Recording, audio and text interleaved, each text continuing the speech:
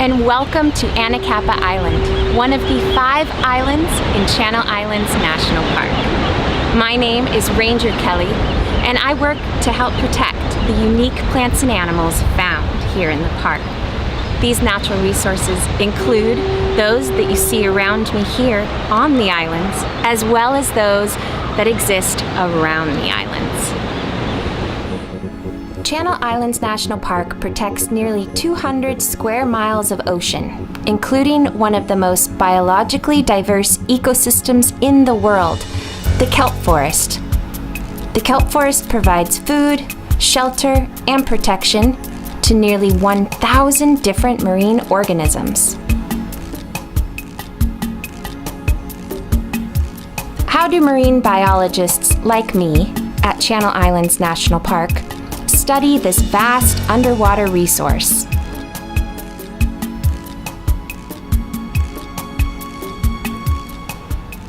Wearing scuba gear that allows us to breathe underwater, we monitor or collect information about the kelp forests using specialized underwater equipment. Working in this environment can be a real challenge. Can you imagine recording your observations while underwater?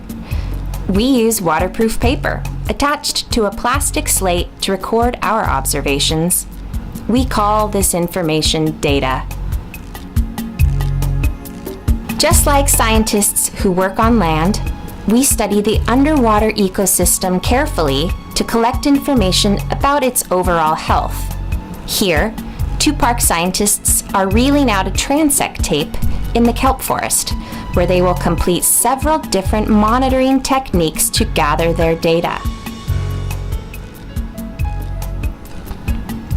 Most important of all during underwater data collection is scuba diver safety.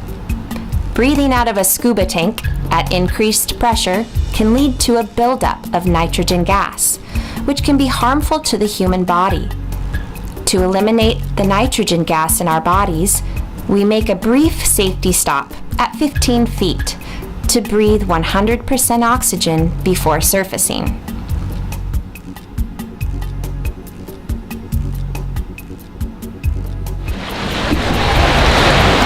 Why is monitoring the health of the kelp forest so important? It's because the data we collect help us better understand the complex interactions between seaweeds and animals and the natural and human activities that affect them. Natural impacts like an El Niño event, for example, which brings warmer than usual water to the region, can temporarily affect the stability of an ecosystem.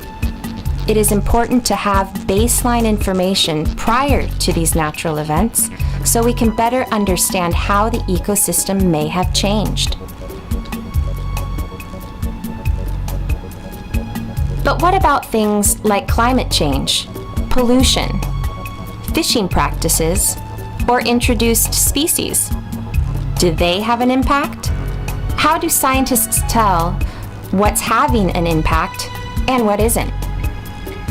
The key to answering these questions is to monitor the health of the kelp forest over a long period of time. By gathering data over a span of many years, marine biologists can gain a more complete understanding of the ecosystem. Take the example of the wavy turban snail at the Channel Islands.